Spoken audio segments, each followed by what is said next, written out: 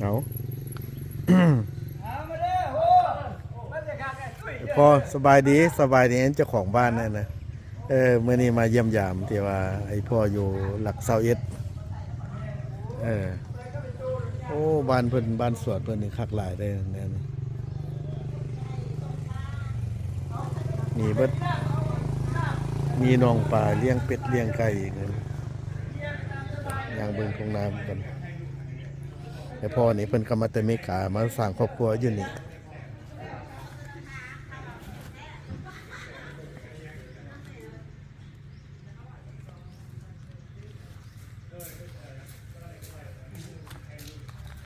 มาดีมาผู้เดียว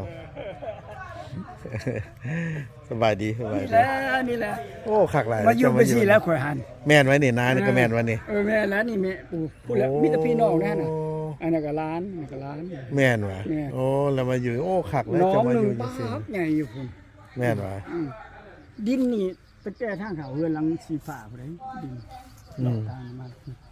โอ้จักไหลจักเอกตานี่โอ้หลายแต่ธรรมดามันรวม13เอกตาอยู่หันเก่าเอกตาโอ้นั่นเป็นของอันนั้นเด้วงสวรรค์นั่นเด้โอ้พงสวรรค์เหรอพงสวรรค์เนี่ยพงสวรรค์เพิ่นเขาทื่นกันแล้วเอาดินไปอันไหนเงินแต่ว่าดิน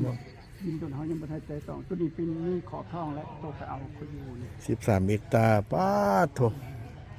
เฮาบ่ได้เทคแคร์เพิ่นเฮามาอยู่เทคแคร์พวกนี้ซื่อโอ้แล้วก็เบิ่งลูกหลานนี่เฮามาเทคแคร์ซื่อๆกันว่าดูแลอยู่นำกันเลยโอ้คักเลยเจ้าอยู่คนเลยมากเฮือนนี่บ่มีเขาก็มาสร้างเอาเองเด้นี่น่ะนี่ว่าบ่หลายปานใดนี่บ่หลายดอกเนาะบ่หลายนะเฮาก็ขึ้น100 200พุ่นแล้วก็ดินนั่นนึงก็แล้วเนาะยังบ่แล้วเลยว่ายังบ่แล้วเนาะแล้วนี่แหละเอาสิใส่กระจกเอาทางหน้ามันโอ้ฮ้อนเด้ฮ้อนแล้วเฮาสิบ่มันเอาใส่กระจกแล้วก็ใส่เพดานแม่แล้วก็สิเฮ็ดทานอาหารนะของมันนี่นะโอ้ทานอาหารน้อยๆดอกอันนึงโอ้เฮ็ดทานอาหารเอาโต๊ะคือบ่เอาโต๊ะเอาตังใส่หม้องห่มนี่ดีกว่าอันนั้นว่าผมย้ายมาก็ได้แต่ว่ามันห่มนั้นไปเรื่อยคนนี่มันไปเรื่อยก็ยามันอันนั้นน่ะสบายดีมาโดดแล้ววะก็มาฮอดคือกันนั่นวะก็ขึ้นมาแต่โดดแล้วสนอกโอ้ว่าเพิ่นส่งอันโลเคชั่นให้เบิ่งบ่ได้ก็เลยว่าโทรหาบ่ได้โอ้ยแล้วโทรหารัฐส่งให้แล้วก็จะสิได้มาฮอดนี่นะก็สิฮอดนี่นะยังไงน่ะเสียนยันแม่ลั่นก็มาฮอดคือกันตุ้ยทราเวลเนาะตุ้ยทราเวลหรือว่าตุ้ยมักเที่ยวมักเที่ยวภาษาอังกฤษเป็นตุ้ยทราเวลแม่นละโอ้เอาเพิ่นกับคนอเมริกามาอยู่ประเทศลาวได้ปีปลายเนาะได้ปีปลายแล้วปีครึ่งเป็นรีไทร์แล้วก็มาย้ายมาอยู่ลาวอยู่บ้านนี่ก็บ้านดอนกอยเนาะต่อหนองไฮบ้านหนองไฮดอนกอยต่อหนองไฮดอนกอยต่อหนองไฮก็อยู่ในเวียงนี่แหละอยู่ในเวียงนี่แหละโอ้บ้านในพ่อนี่คักหลายได้เลยคักหลายเนี่ยเพิ่นมาดูแลให้พี่น้องเพิ่นเข้านี่อีบุญก็ได้เกี่ยวได้เข้านี่ยางเบิ่งให้เข้าให้นาก่อนพวกเฮาก็ถือกินไว้มาเพราะว่าวันเกิดของอันเมียไอ้พ่อก็เลยได้มาเห็นบ้าสะอ่อนมันคักคนอยู่ในเมืองตัวนี่นะอันนี้คักแล้วอันนี้นะเอามาเบิ่งทางให้ทางนาของเพิ่นดินของเพิ่น5 เอเคอร์เพิ่นนี่5 บวก 6 เอกแต่ว่าเพิ่นมาดูแลให้พี่น้องมาดูแลให้พี่น้องซั่นโอ้ก็คักแล้วบ่แม่นของเฮาก็ยาเนาะเฮามาดูแลเฮาอยู่นี่เพิ่นให้อยู่นี่เนาะก็ได้อยู่ซื้อได้พักได้ผลแต่เพิ่นก็ยังสิมีโครงการได้นี่มีโครงการสิเฮ็ดร้านอาหารคักแล้วร้านอาหารนะอันนั้นอาจจะเป็นเฮือนจัดสรรเนาะจัดสรรน้อยบ่คือว่าจังได๋โอ้ยห่วงเข้านะอีกบ่ฮอดเดือนก็ ได้เกี่ยวแล้วเนี่ยนะเนี่ยแถวนี้ก็เกี่ยวแล้ว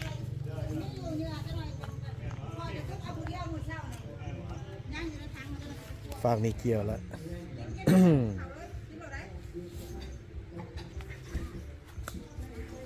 ป่า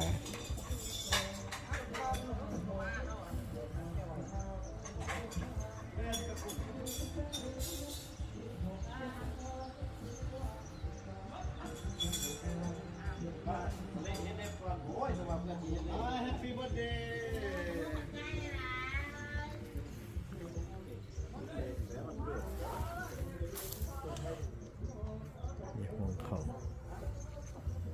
ใกล้ละถือพาใกล้สิได้เกี่ยวเป็นเกี่ยวละเป็นข้าวเมาก็บ่ได้ละกลายมาแล้วนี่เป็นข้าวเมาบ่ได้ละ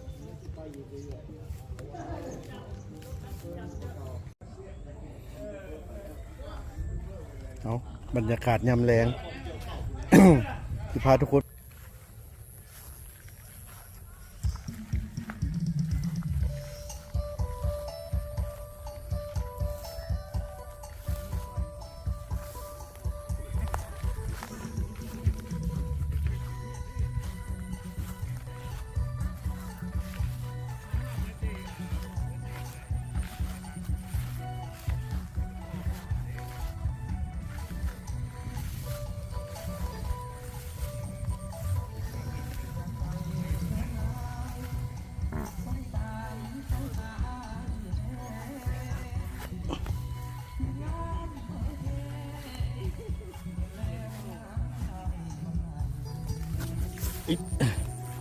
ต้นข้ามคุม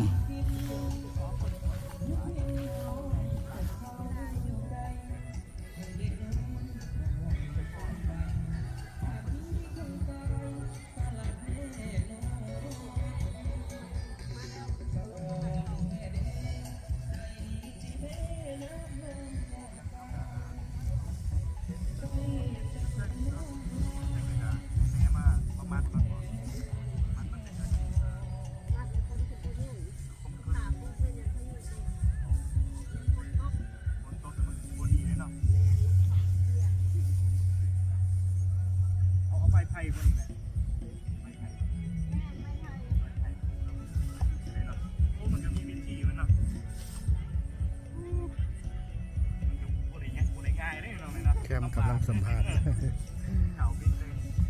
สัมภาษณ์พอให้พอนา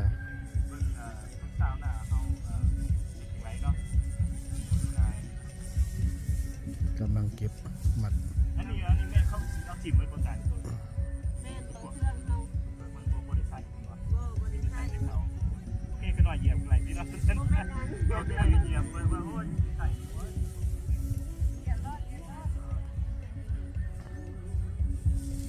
ม้วนปะมาลาวม้วนปะขอบลุกเลย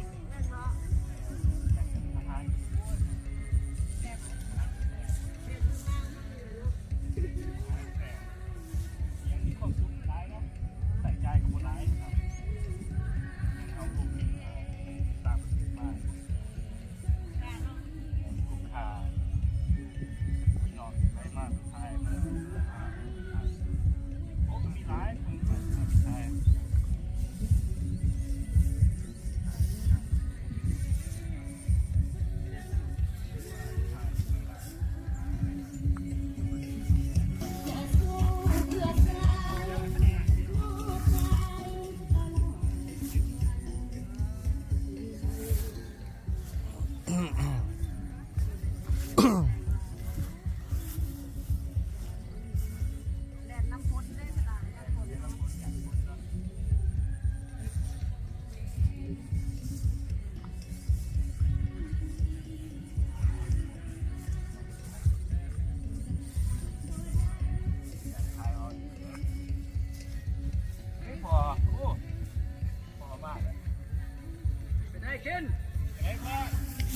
นี่แหละไอปอ อันนี้หน้าพี่หน้าน้องเบิดอันนี้เป็นอันนี้ส่วนผักส่วนนี่เป็นผักส่วนของนางคิม พี่น้องกันหมดบ่อยู่ใน พี่ นี่ น้องกันเบิดแล้วนี่พี่น้องกันเบิดนี่ โอ้ เด้อนางคิมมันเด้อลุงเนี่ย อืม เนี่ย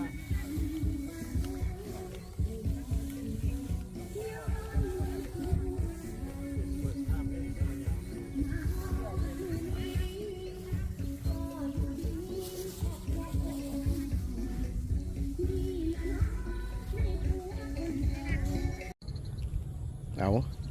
หลังจากที่ว่าไปวันเกิดเมียไอ้พ่อมาแต่หลักเสาเอ็นแล้วก็มาแวมานาแม่ว่าซั่นเขาจะว่ามาลินมานาแม่ว่าซั่นส่วนอาหารมานาแม่จักหน่อยย่างไปโอเค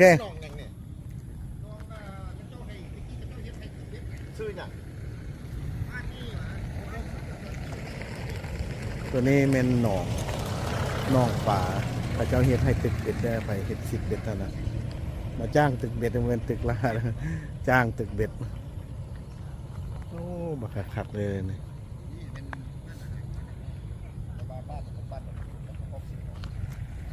เนาะอันนี้เป็นไอ้รัดใจดีกับไอ้กล้วย ไฟบริสุทธิ์เพชรไฟระบุจักเอามาจ้างติดเพชรเลย คักเนาะ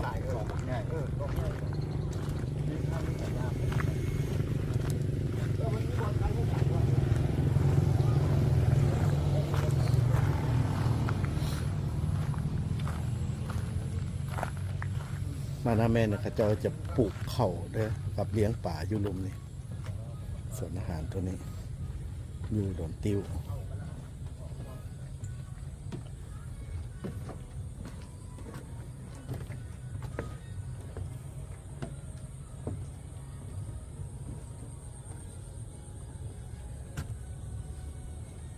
แมนเบิดบริเวณนี้แมนเบิดเลยร้านอาหาร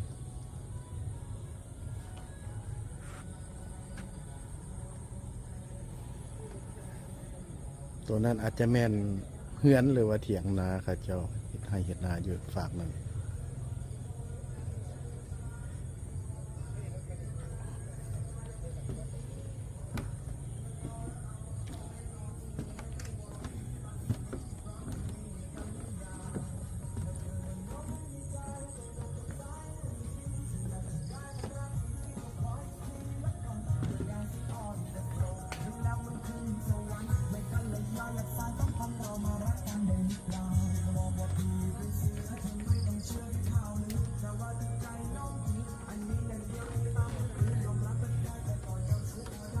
งามเลยพี่น้องใครอยากมาเที่ยวก็มาเด้อ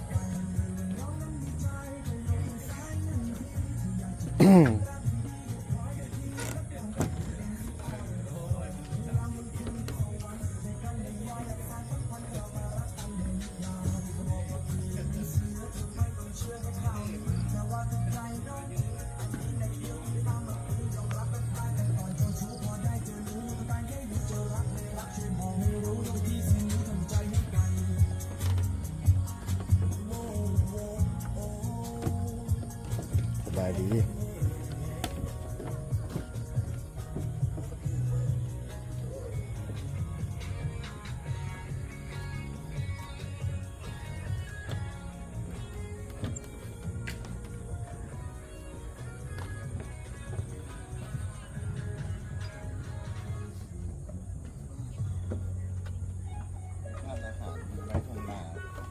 ร้านอาหารในทุ่งนาคักเลยสบายดีสบายดีให้ยังกินสั่งยังกินแล้วป่าอย่างเดียวได้เนาะแบบนี้เนาะโอ้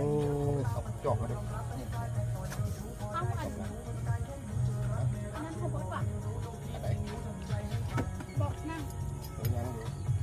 มีตังนังวะ เอาชิ้น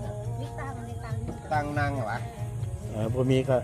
เดี๋ยวตัง ตังน้อยมีอยู่แล้วมันนี่ สิไทยยังก่อนใส่ค่อยดีกว่า ถ่ายผู้สาว พูดผู้สาวทุกคนไปย่างไปย่างทุกคน ถ่ายผู้สาว ผู้สาวน้อย2 คนนะงามไปไหมย่างไปไหม ผู้ใหญ่ก็งามผู้น้อยก็งาม อันนี้เท่าแล้ว เท่าหลายปันไหนเท่าหลายปีเท่าน้อยปีอืม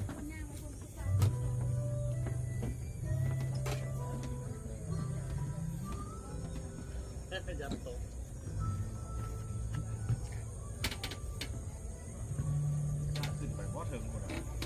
เขาเจ้าขึ้นไปถ่ายรูปอยู่ได้ ว้าโอ้งามเลยที่บรรยากาศเนาะ เนาะ ธรรมชาติกำลังมีเข้านะเป็นในคนเกี่ยวเข้า อันนี้เขาเจ้าเกี่ยวแล้วเขาเจ้าปลูกใหม่อันนี้เขาเจ้าบ่ได้ปลูกเทื่อเนี่ยนะมาสุดเทื่อเห็นเขาเจ้า ปลูกขึ้นแล้วมันกำลังขึ้นมานะกำลังเขียวหั่นนะกำลังเขียวขึ้นโอ้ดอกตะเวนเบิ่งดอกตะเวนปะ แต่ว่าก็จะน่าจะเกี่ยว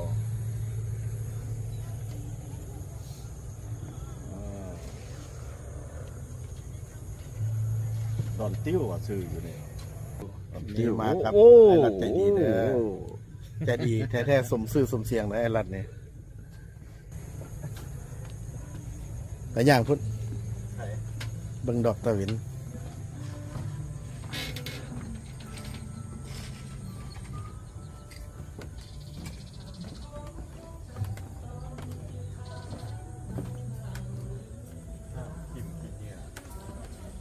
ลงนาเด็ดขาด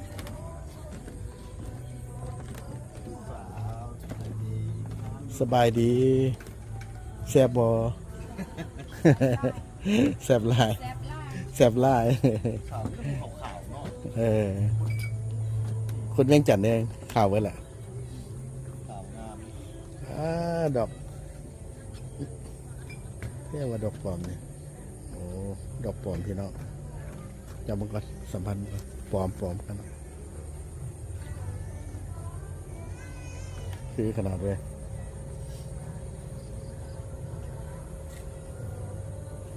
มีหลายตู้อยู่ได้นี่นะ เออ โซนเพิ่นเอง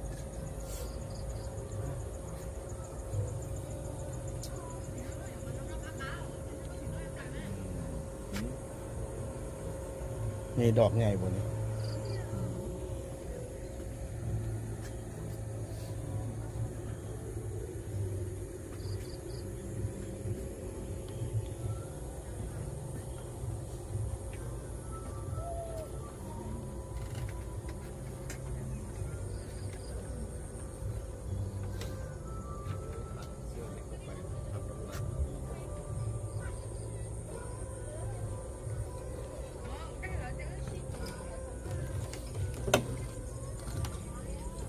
นี่แต่คนนอนหลินสิที่นั่ง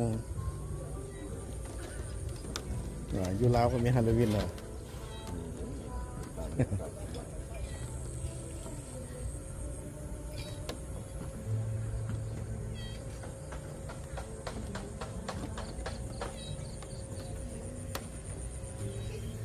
บรรยากาศงามแรงประมาณ6 โมงใกล้4 ค่ำแล้วนะเนี่ยนะตอนนี้นะ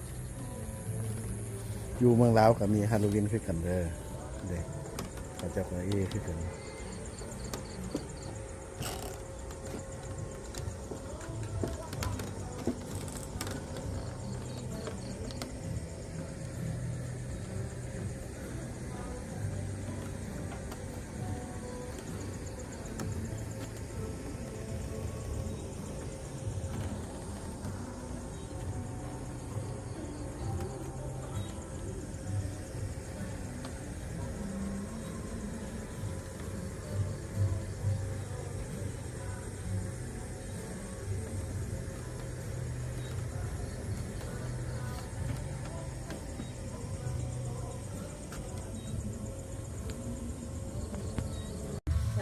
สั่งแล้วยังไม่มา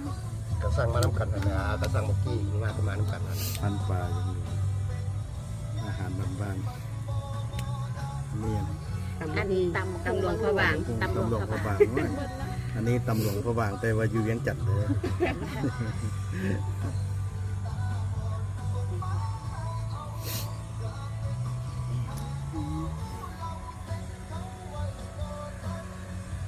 ใช่ละนี่มีอย่างหนึงที่ยังขาดไป เสียงจิ้งหรีด จะน้อยมา เสียงจิ้งหรีด ยังบ่ กั ถึ บ ง เขียดตนา มันมีน้ำมันเคยมีน้ มีอันใดยายก็คือมีงูเลื้อยกันย่านที่ที่ใดของนายย่าน ำแผกกระยานถึงกันงูอ่ะนะวิเพมักแล้วอันนั้น แมงวัน ตัว นะ เองก็อยู่ที่ย่านตัวเองใช่ไหม งู กินยัง เอา ไง ไว้ กินยังคือบ่ได้ ไปที่บุญานงูเจ้าบุญานงูอ่ะเรียกว่าจับ ที่ย่านตัวเองใช่ไหม โอ้พ่อมันแต่สั่งเต้นความหมายมาประธานตีความหมายแล้วนะ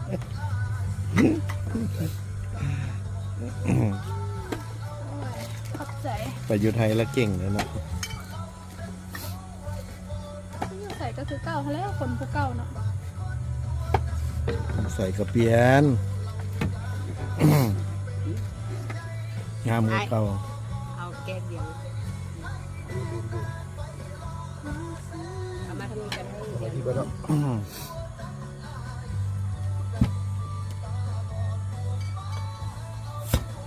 แต่อยู่บ้านเฮาเนี่ยบ่ต้องการใส่เล็กไข่เนาะ